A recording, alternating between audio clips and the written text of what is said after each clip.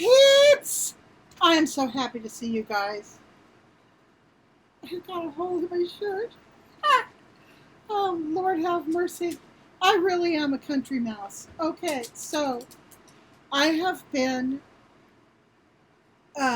going through like a week and a half COVID scare. I had some COVID-like symptoms, and I've been vaccinated, so that scared me. So I got a test.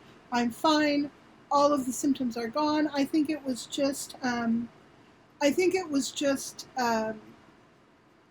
some random virus is what I think was going on. So anyhow, um, I'm feeling better. I'm looking a little bit rough, as I generally do. But today I'm looking rough because I got up at a decent hour. I went out into my back porch and I started scrubbing, throwing stuff away, filling up garbage bags, looking at all my food to see how out of date it actually was. Threw out the stuff that was, well, I found one can that was from 1999. So that tells you how bad. So now I have a very small collection of decent canned goods. All the boxed food, all that had to go. It was too old. Okay, so then I went to my corner where I keep everything just in case I have to run from a fire. I'm still having trouble, I guess you would call it PTSD. I never really got past the evacuation last year. And so I have everything right there. If I have to fill up my car, grab two cats under one arm and Mallory under the other and go, I can do it. So I decided to take a look at some of that stuff. So I went through a lot, my memorabilia and this and that. And in one of the boxes, I found my favorite poem ever. This is my favorite poem. I made a copy of this poem back in, it was probably about, let's see if it tells me, I think it was 1994, maybe. And I've kept this mimeographed copy of the poem all these years. And tonight, I'm going to read it to you. So here we go. The Spaniel by Edgar Allan Poe.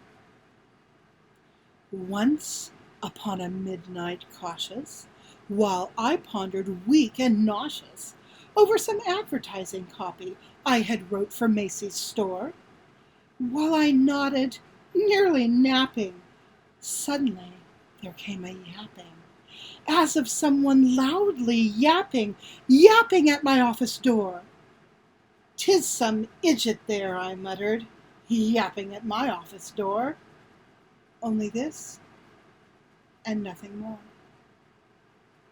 Then I felt my terror worsen, for my guest was not a person. In there stepped a cocker spaniel. Naturally, I jumped in fear, tried to climb an oaken panel, ripping there my new gray flannel. But the spaniel merely stood there, speaking out with voice so clear, speaking out like Jack Lascooly, in a voice both loud and clear. Quoth the spaniel, "Drink Blat's beer." How I marveled, this ungainly dog, who did commercials plainly, how he spoke the message clearly, selling points he underscored. For I could not help agreeing that no living human being ever yet could mouth a slogan without sounding slightly bored. Quoth the spaniel, "Buy a Ford." Thus, this dog with voice like Murrow made my heavy brow unfurrow. Thoughts of fortunes I could make now made me shake down to my knees. But the spaniel set me grieving, then by turning tail and leaving. Naturally, I begged him tarry, crying out, "Stay with me, please." chasing him along the hallway, crying out, "Stay with me, please." Quoth the Spaniel, "Eat Kraft cheese."